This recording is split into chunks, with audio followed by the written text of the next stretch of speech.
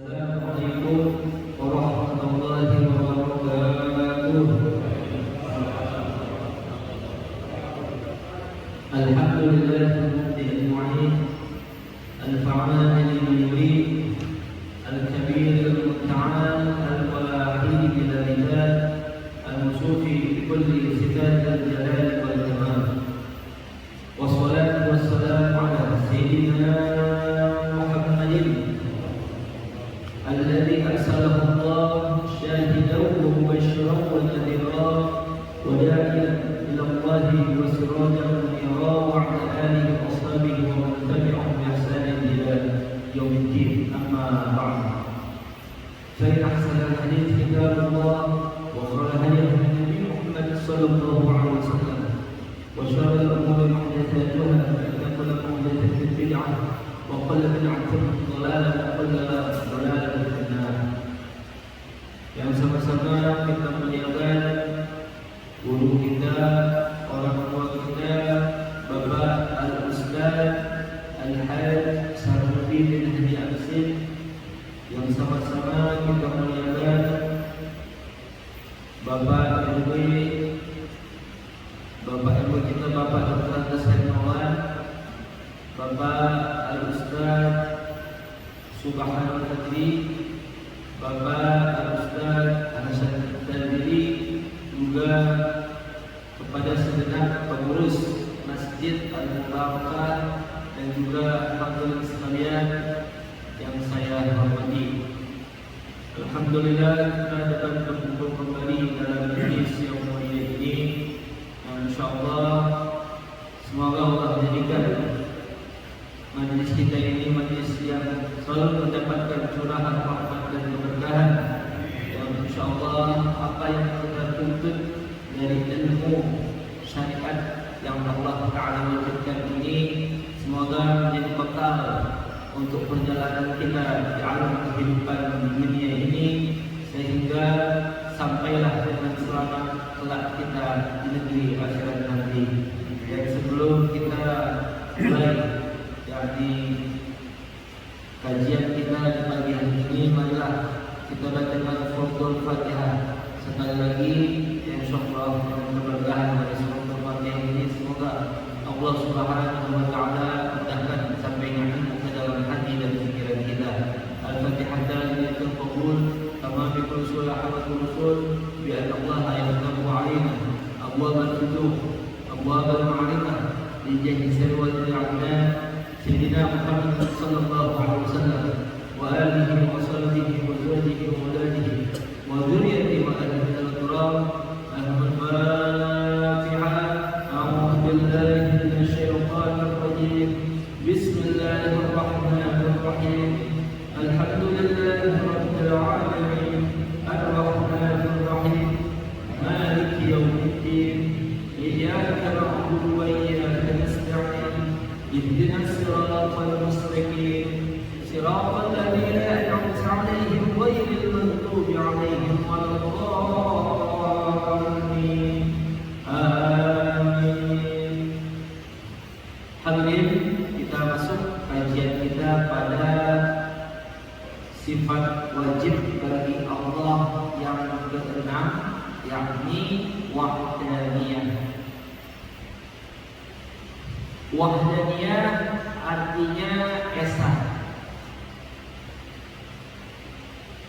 Lawanan dari wahdaniyah, lawan dari makna esa ini adalah ta'addud, artinya berbilang. Allah Subhanahu wa taala memiliki sifat wajib, yakni wahdaniyah, esa, tidak berbilang. Ini dalam tiga hal, yaitu yang pertama, esa Allah Ta'ala pada zatnya. Hadirin, esa pada zat maknanya Allah tidak terdiri dari unsur-unsur, tidak terdiri dari bagian-bagian, Jadi kalau kita katakan kacamata ini satu, tapi ini kacamata dia terdiri dari unsur-unsur. Ada kaca, ada yang plastik tangkainya, empurnya, ya. Ini terdiri daripada unsur-unsur.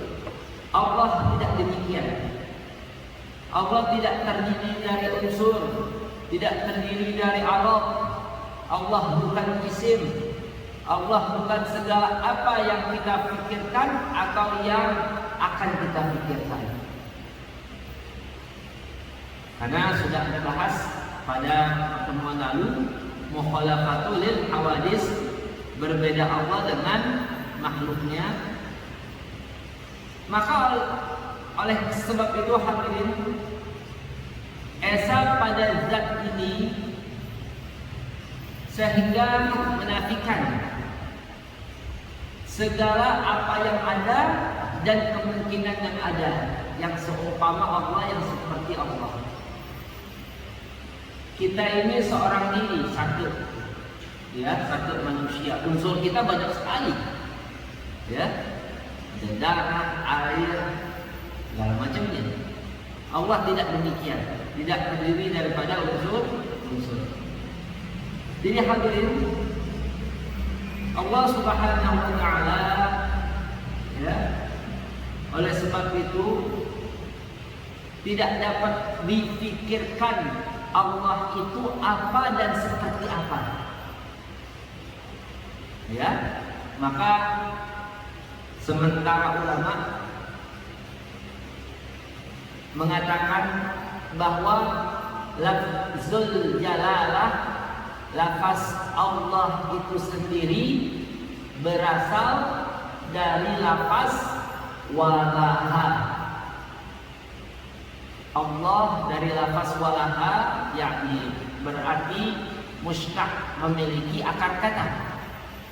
Walaha apa maknanya? Walaha itu maknanya yakni yang pertama menakjubkan, yang kedua mengherankan. Mengapa dipahami walaha itu mengherankan? Allah Subhanahu wa taala bila difikirkan tentang zatnya akan mengherankan bagi siapapun yang memikirkan. Jika dipaksakan untuk terus dipikirkan, tidak akan pernah sampai.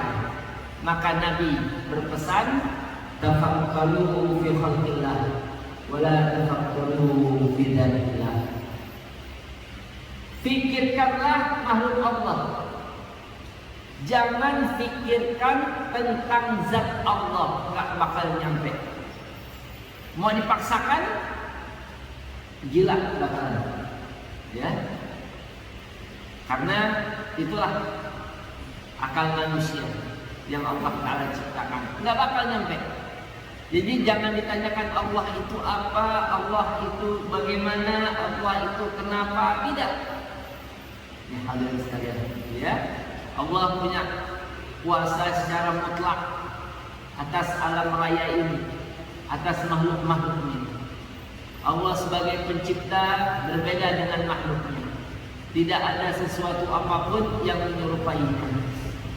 Ya hadirin, lam yalid wa lam yulad wa lam yakul lahu kufuwan ahad.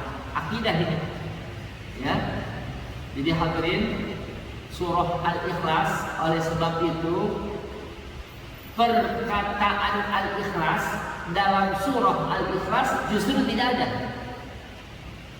Surah Al-Baqarah ada Al-Baqarahnya dalam surah disebut, ya.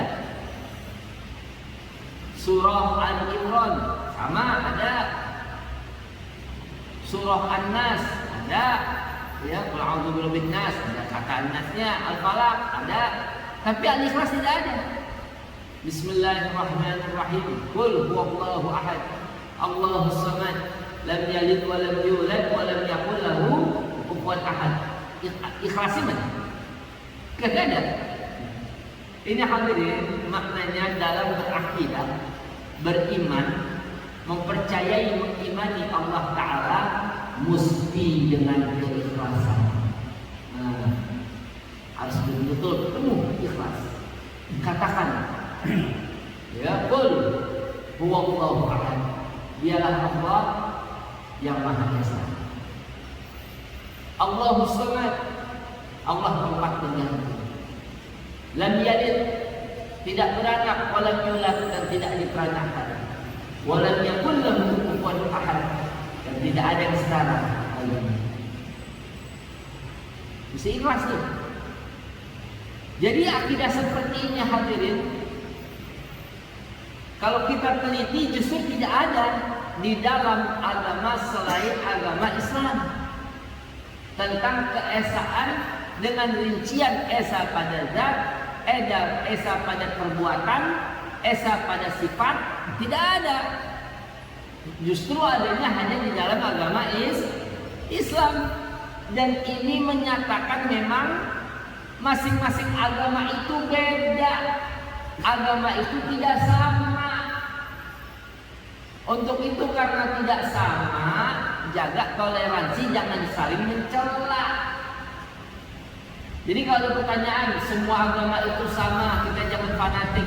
Justru kita harus fanatik kalau dalam masalah akidah. Kalau kita mengatakan agama itu sama, ya kafir, musyrik jadinya. Berarti membenarkan apa yang ada pada keyakinan agama lain.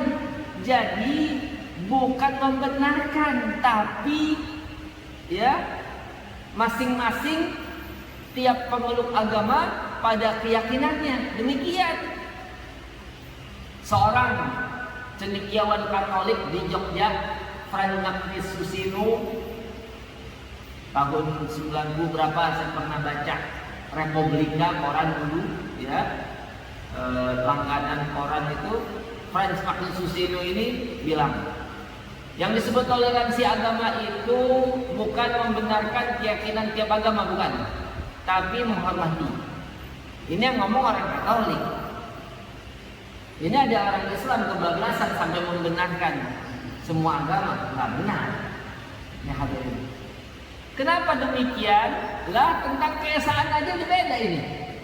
Kita zatnya esa, sifatnya esa, perbuatannya esa. Maka dari itu hadirin, seandainya semua agama itu sama, tentu tidak mungkin di awal Islam tahun 6 Hijriah Nabi mengirim sekaligus 6 surat dakwah kepada raja-raja yang berkuasa ketika itu.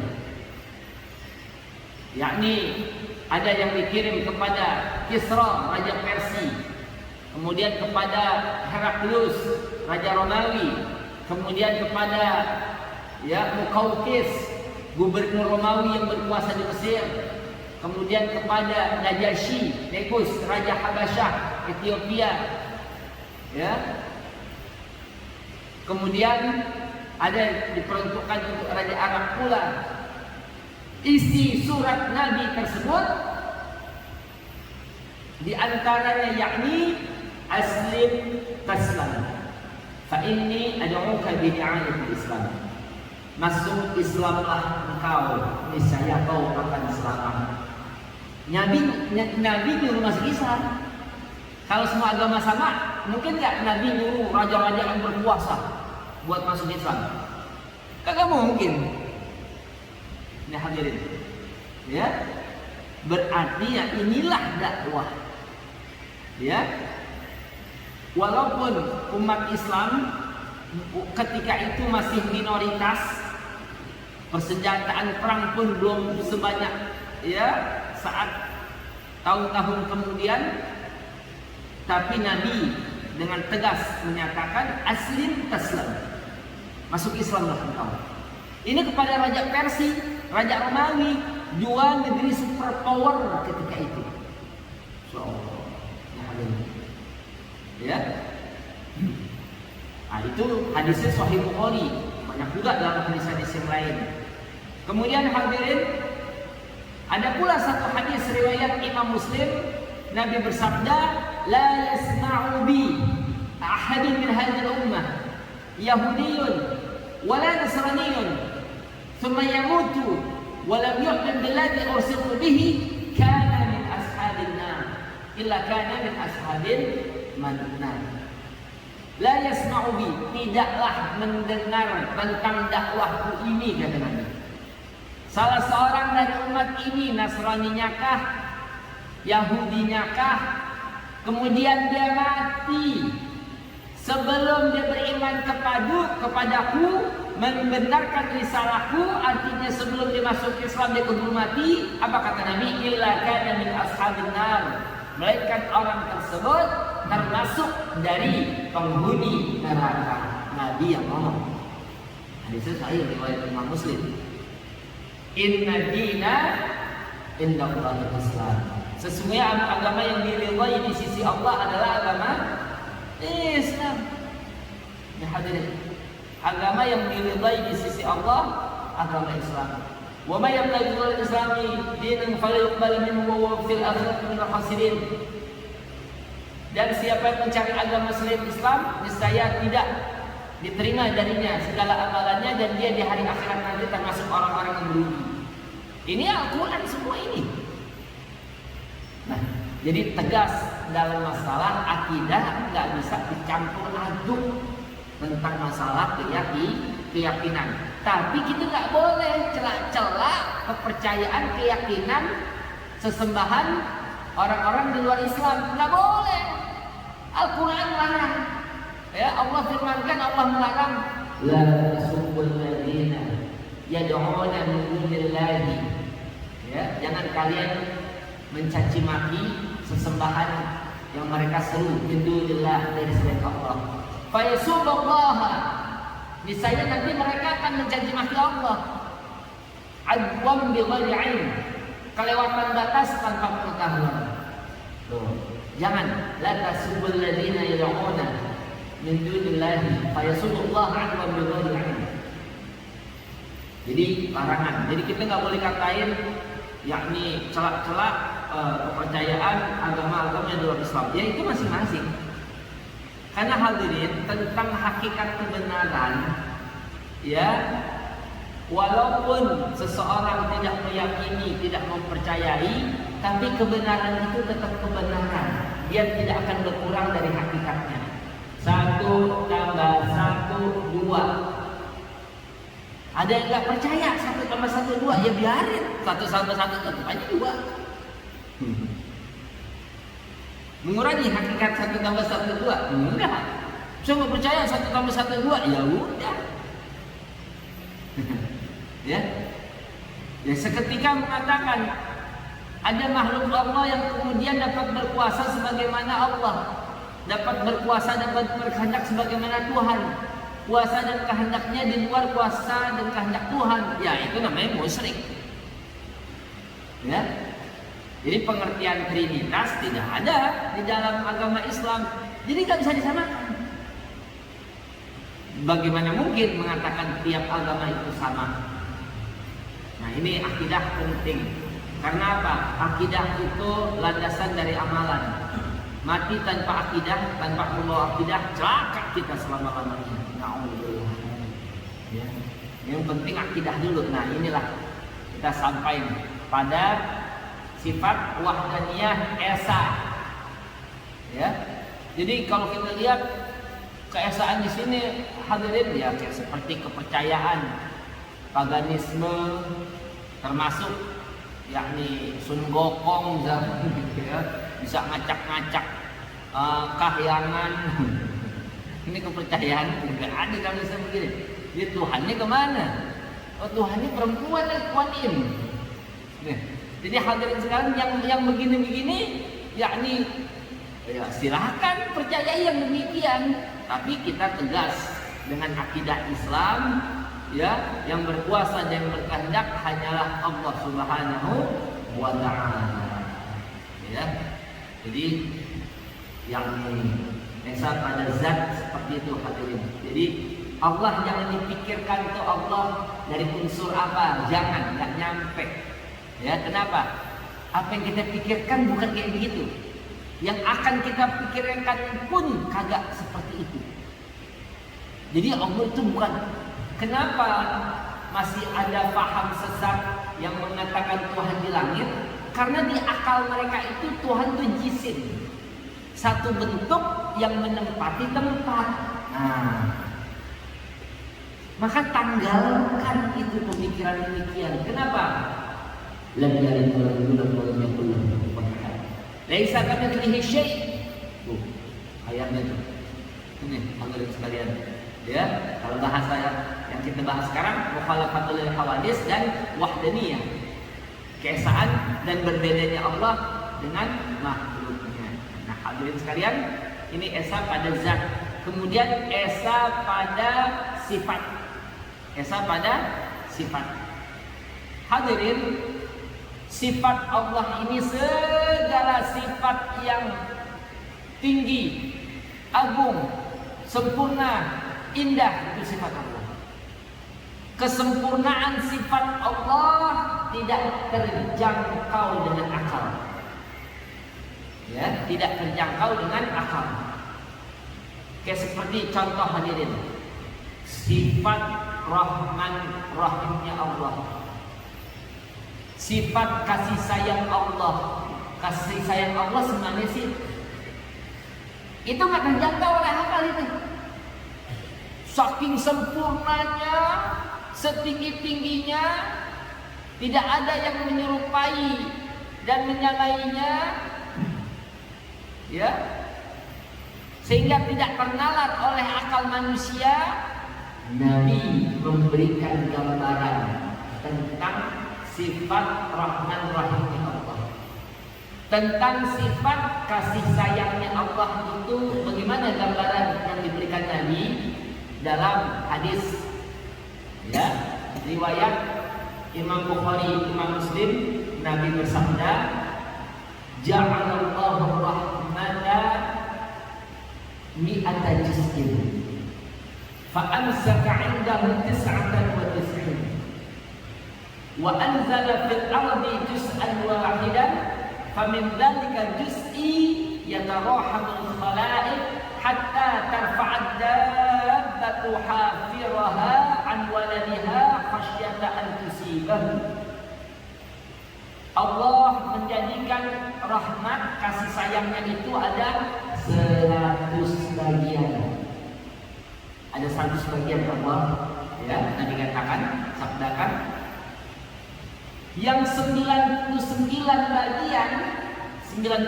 bagian disimpan di sisi Allah untuk hamba-hambanya yang mukmin yang akan memasuki surganya Allah Subhanahu wa taala kelak. Yang 99, Masya Allah. Diturunkan Allah cuma satu bagian, diturunkan hanya satu bagian.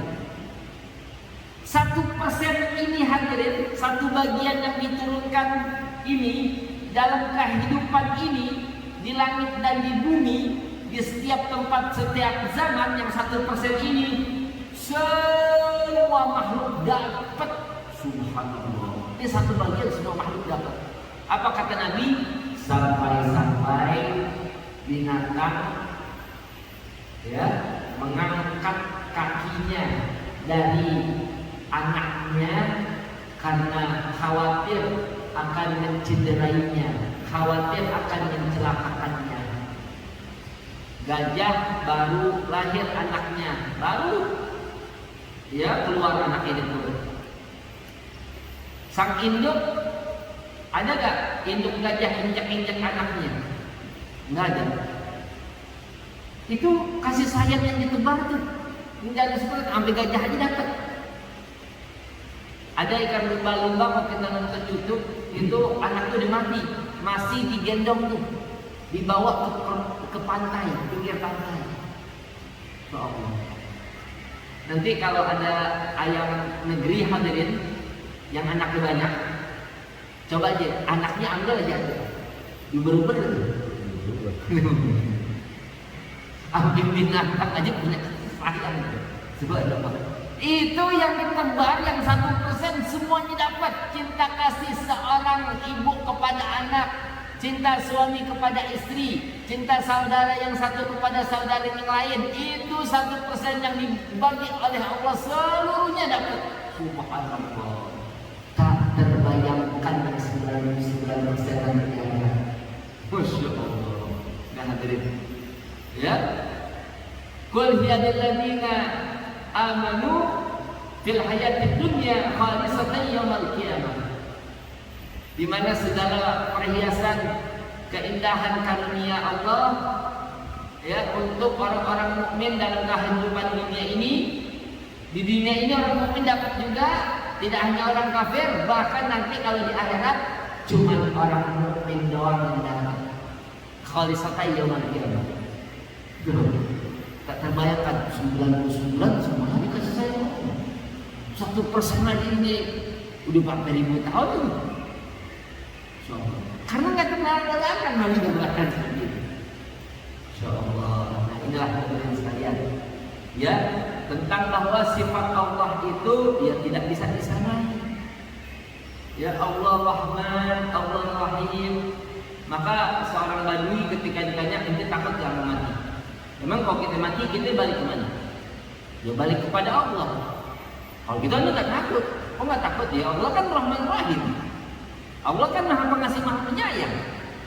Kayak kalau kita balik ke kampung, ke negeri kita, di mana di situ banyak orang-orang yang mencintai kita, yang menyayangi kita, tentu kita senang. Orang balik kepada Allah, masa kita takut? Masya Allah. Ya, ini hadirin sekalian. Kalau di dunia banyak yang memusuhin, kalau kita mati kan lebih nikmat sebenarnya. Lebih nikmat itu. Subhanallah. Hadirin ya. Jadi tentang sifat Allah ya demikian, berbeda dengan makhluknya. Ya. Jadi Allah sifatnya kayak Allah punya sifat mengetahui. Kita juga punya sifat mengetahui. Ada kita sifat tahu, saya tahu, kan ada. Ya cuman beda dengan Tuhan. Kenapa? Ilmu yang kita miliki sumbernya Allah. Ilmu yang kita miliki gampang punah, gampang hilang. Allah ilmunya nggak hilang-hilang. Ya, baki. Kekal ilmunya. Kalau kita pada usia tertentu pikun. Yang kita udah ingat pada hilang-hilangan. Nih, hadirin. Ya. Terus ilmu kita terbatas. Allah tidak terbatas. Allah tidak terbatas pengetahuannya. Kita terbatas sekali hadirin. Di dalam tembok masjid kita tahu ada pasir. Tahu saya ini tembok masjid lalu pasti ada pasir. Campuran semen kan pasir. Tapi kalau ditanya selanjutnya berapa butir pasir di tembok masjid ini? Berhenti gitu. Kalau ditanya berapa butir pasir di dalam tembok masjid ini, yang siapa yang mau ngitung? Allah, jangankan pasir dalam tembok ini, seluruh pasir yang ada di permukaan bumi Allah tahu jumlahnya. Berapa helai dedaunan yang berguguran setiap hari Allah tahu bilangannya. Lintasan hati manusia yang telah melintas, yang sedang terlintas, dan yang akan terlintas Allah tahu. Subhanallah. Pengetahuan Allah Subhanahu wa ta'ala. Jadi beda. Ya, wahdaniyah karena esanya sifat Allah Subhanahu wa ta'ala. Kemudian perbuatan Allah beda dengan makhluknya. Hadirin, ada orang kita minta bantuan, orangnya baik banget, kita minta bantuan sekali, 2 kali, 3 kali kita minta terus. Kalau berkali-kali kira-kira orang bosan nggak? Berkali-kali, bosan nggak kalau berkali-kali? Allah itu kalau kita mintain bantuan hadirin, maknanya kita doa, kita munajat, Allah tidak pernah bosan mendengar hambanya. Justru Allah bertambah cinta pada hambanya tersebut. Kalau kita banyak berdoa, Allah senang, suka. Ya tentu makna senang, suka itu berbeda dengan makhluk tentunya. Makna-makna seperti itu. Jadi maknanya kembali lagi kepada wahdaniyah, juga kepada mukhalafatul lil hawadits. Nah, ini hadirin sekalian, ya. Jadi tentang perbuatan Allah di sini, oleh sebab itu, masya Allah, ya, kalau ada yakni pedagang sepeda, jualan sepeda harga 5 juta, sepeda yang harganya 7 juta. Tapi siapa yang beli sepeda di toko tersebut yang harganya 5 juta, 7 juta, hadiahnya dapat rumah di Pondok Indah. Itu pedagangannya baik ya. Rumah Pondok Indah ya sekitar mungkin 10 miliar ya. Ada kali 10 miliar ya. Taruh deh 7 miliar deh. Sepeda 7 juta, dapat rumah 7 miliar. Baik kan pedagang? Baik banget. Allah jauh lebih baik dari dia. Allah maha baik. Subhanallah. Allah maha baik. Kenapa hadirin? Lah, kita cuma ibadah. Ya palingan kita ibadah 40 tahun kali. Ya kan dari 15 tahun. Ya. Terus umur 35 tahun, umur 50 tahun berarti 35 tahun, baru ibadah 35 tahun. Baru ibadah cuma 35 tahun, meninggal misalnya 50 tahun nih. Baru ibadah 35 tahun, diganjar, diberi balasan, diberi pahala, kenikmatan hidup terus 35 tahun, ya 35 miliar tahun tambah ini, 30 miliar tahun, 30 miliar tahun tambah terus, nggak ada habis-habisnya. Padahal kerjanya sebentar, ibadahnya sebentar. Nikmat hidup di surga ini tak henti-hentinya. Subhanallah. Ya, masya Allah. Terus beramal segini kecil, pahalanya diampunkan segunung. Masya Allah. Allah maha baik. Allah memberikan segalanya. Allah kagak miskin. Allah nggak berkurang kekayaan di sisinya. Tidak. Ya. Nah, hadirin sekalian, masya Allah. Oh, itulah kesempurnaan daripada Allah Subhanahu wa Ta'ala tentang perbuatannya. Jadi jangan kita berpikir lah cuma 1 jam di majelis taklim mendapatkan pahala 1000 rakaat. Gede banget pahalanya. Yang lebih gede lagi bisa Tuhan kasih. Subhanallah. Ini hadir ayat, ya, masya Allah. Jadi jangan dilihat dari kecil besar amalan, lihat keikhlasan kita dalam beramal tersebut. Nah, ini tentang perbuatan Allah Subhanahu wa Ta'ala. Jadi hadirin jelas, ya. Maka alhamdulillah sila pertama dari Pancasila, ketuhanan yang Maha Esa. Subhanallah. Pas benar ini. Ya. Esa tidak berbilang gitu. Ya, ketuhanan yang Maha Esa. Itu sila Pancasila itu, oh masya Allah. Itu udah betul-betul ya Islam itu ajaran itu semua. Ketuhanan yang Esa. Saya mau tanya, adakah tentang makna Esa di dalam agama lain? Tentu tidak gitu. Coba tanya ya. Ini sebagai perbandingan agama, bukan untuk mencela-celaan gitu. Ya, kalau kita sih masing-masing. Konsepnya 1 tambah 1 sama dengan 2. Gak percaya ya udah. Selesai. Ya, lakum dinukum waliyadin. Demikian. Jadi kalau konsep akidah jelas, ya. Maka Nabi ketika ditawarin Muhammad, sekarang gini deh, orang musyrik manggilnya Muhammad doang.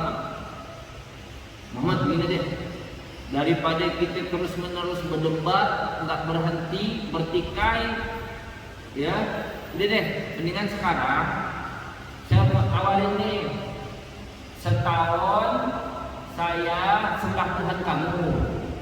Ntar tahun depan selama setahun pula ke depan, setahun ke depan, kamu sembah Tuhan saya. Gimana? Jadi impas, kita nggak ribut-ribut dan sembah-sembahan. Kamu sembah Tuhan saya sembah Tuhan kamu. Jangankan Nabi Muhammad, kita sebagai umatnya bisa jawab itu. Ya, kita bisa jawab. Tapi kendati demikian Nabi tidak langsung jawab, diam, nunggu wahyu. Nah, nunggu daripada wahyu dari Allah Subhanahu wa taala. Turun wahyu. Qul ya ayyuhal kafirun La a'budu ma ta'budun wa la antum 'abiduna ma a'bud wa la ana 'abidun ma 'abadtum wa la antum 'abiduna ma a'bud lakum dinukum waliyadin. Nah, hadirin, sebagai akidah konsep tiap agama itu beda.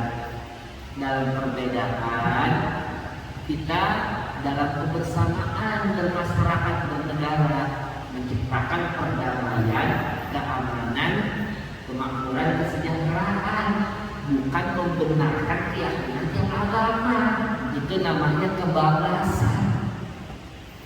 Itu namanya kebablasan begitu. Dan tentu untuk masalah ini penting, makanya untuk pembelajaran akidah mesti duduk juga yang majelis kesimpulannya. Ya baik hadirin, kita buka tanya jawab, silakan bila ada pertanyaan.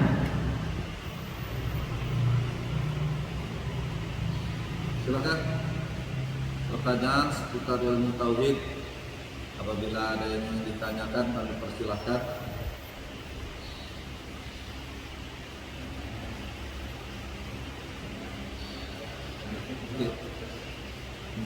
Dijelas berarti. Sedikit ya. Nah, Di tengah masyarakat banyak orang-orang yang masih di tengah masyarakat banyak orang-orang baik itu dari kalangan mukhatab atau dai yang menceritakan peristiwa Isra wal Mi'raj baginda Nabi sallallahu alaihi wasallam itu adalah perjalanan baginda Nabi sallallahu alaihi wasallam menuju Sidratul Muntaha dan seterusnya, yaitu makmur untuk berjumpa dengan Allah dan menerima perintah sholat. Banyak di kalangan dai yang menyampaikan di tengah masyarakat diterimanya sholat pada peristiwa Isra wal Mi'raj, lalu ada negosiasi dari 50 rakaat hingga sampai 5 rakaat, seolah-olah mereka menyatakan bahwasanya Allah bertempat. Ini mohon penjelasan yang lebih konkret dari Kiai.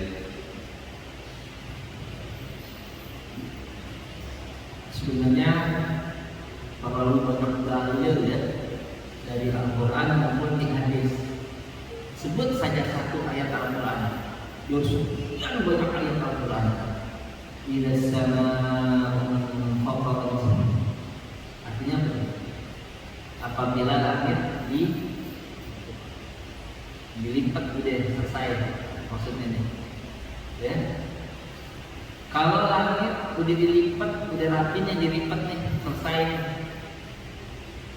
Terus Tuhan ikut lipat dong.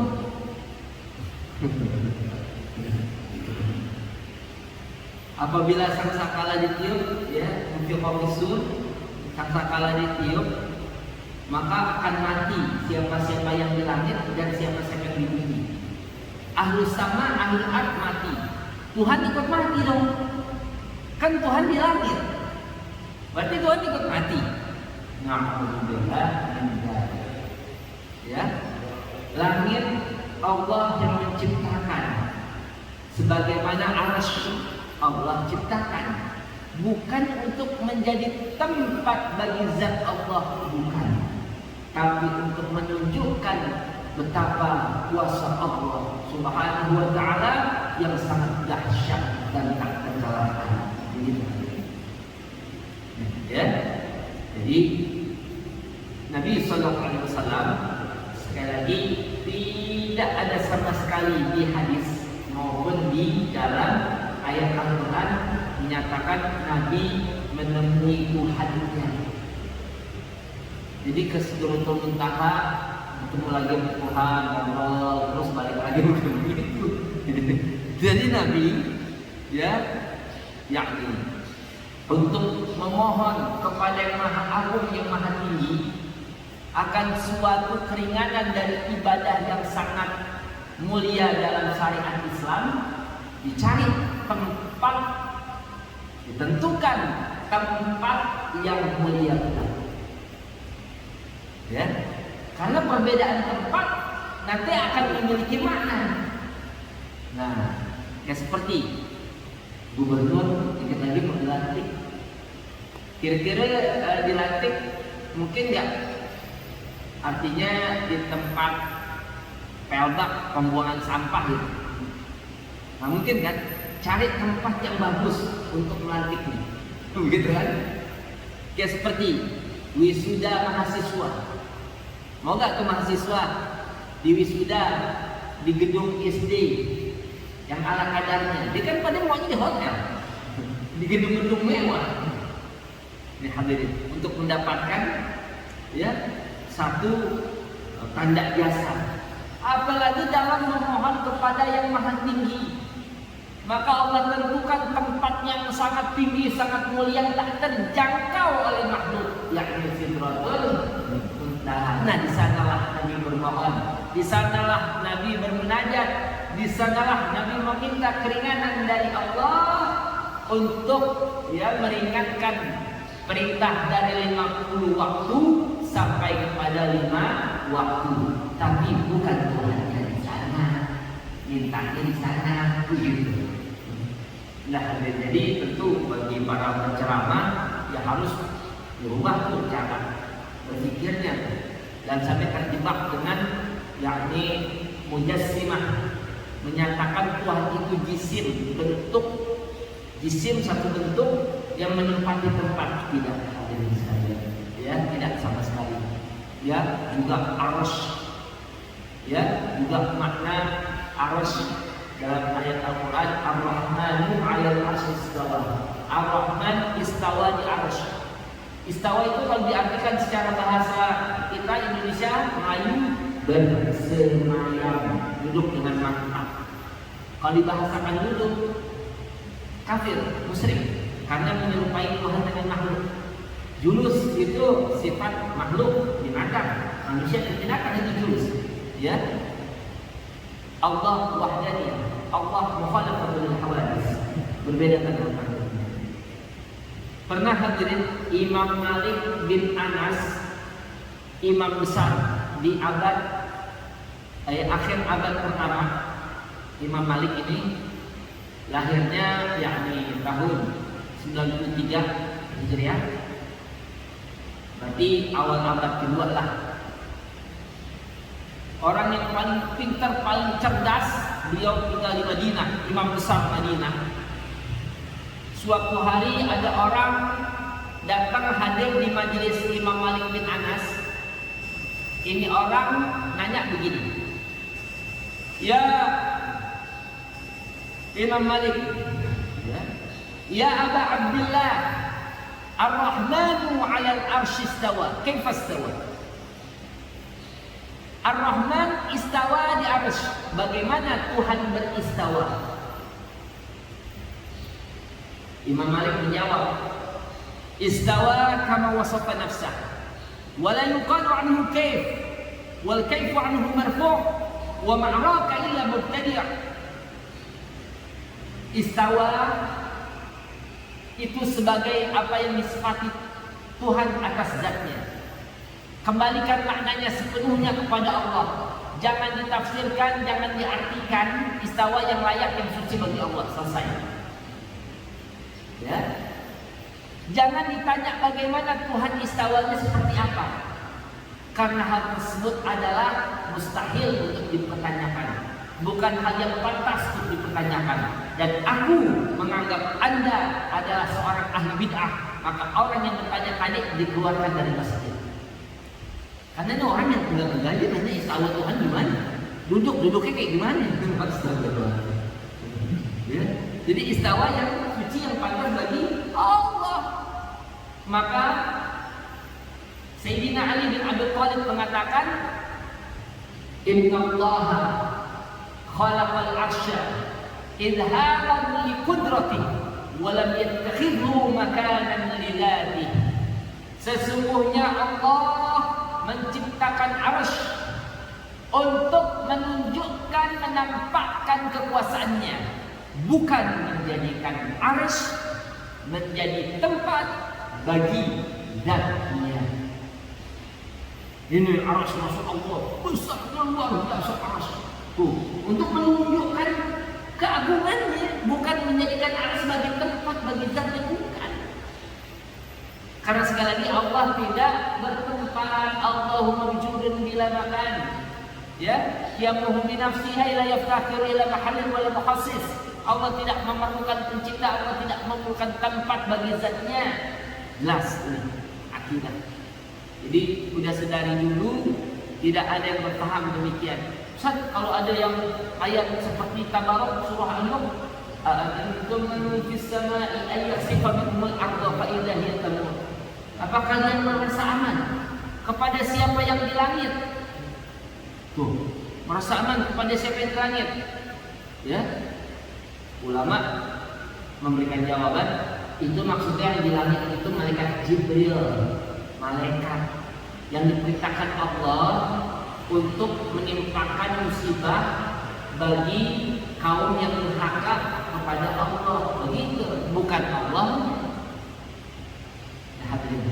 Jadi sekali lagi, sebagaimana saya sampaikan, kalau Tuhan di langit, yang dekat dengan Allah adalah astronom. Ya. Kalau Tuhan di langit, tentu Tuhan desak-desakan dengan malaikat. Kalau Tuhan di langit, Tuhan tidak di bumi dong. Padahal ayat yang menyatakan Tuhan di bumi lebih banyak daripada menyatakan Tuhan di langit. Padahal hakikatnya, ya, yang betul, yang benar adalah Allah tidak di langit, Allah tidak di bumi. Karena Allah tidak memerlukan tempat bagi zatnya. Tapi Allah mengetahui segala apa yang kita berbuat. Maka Sayyidina Ali mengatakan, ya, la tarahul uyubu bi musyahadatil a'yan, walakin tudrikuhul qulubu bi haqa'iqil iman. Allah tidak dapat dilihat oleh mata dengan pandangan yang nyata. Akan tetapi hakikat keberadaan, hakikat wujudnya dapat dijangkau oleh hati dengan hakikat keimanan. Allah jauh tapi tetap bersama segala sesuatu. Allah dekat tapi tak dapat disentuh. Karena jauh dan dekat itu bukan bermakna sebagai tempat. Ya, maknanya bukan sebagai tempat. Jauh dia dari Allah. Maksudnya jauh dari Allah, dia sering melupakan Tuhan gitu. Kayak seperti Allah selalu berada di hati orang mukmin. Kecil banget Tuhan di hati orang mukmin. Nah, hati kita kan kecil. Apa maknanya? Seperti seorang ibu bilang sama anaknya, "Nak, kau selalu di hatiku, meskipun kau pergi bertahun-tahun, ya, merantau jauh ke negeri orang, tapi kau selalu di hatiku." Apa maknanya selalu di hati? Selalu diingat. Allah selalu di hati seorang mukmin, maksudnya Allah selalu diingat oleh orang-orang mukmin. Gitu, ya. Jadi wajah rabbuka wal malaku saffan saffa. Kalau diartikan kelak, datang Tuhanmu dan malaikat berbaris-baris. Itu nggak bisa. Yang datang bukan Tuhannya. Wajah amru rabbika. Datang perintah Tuhanmu. Gitu.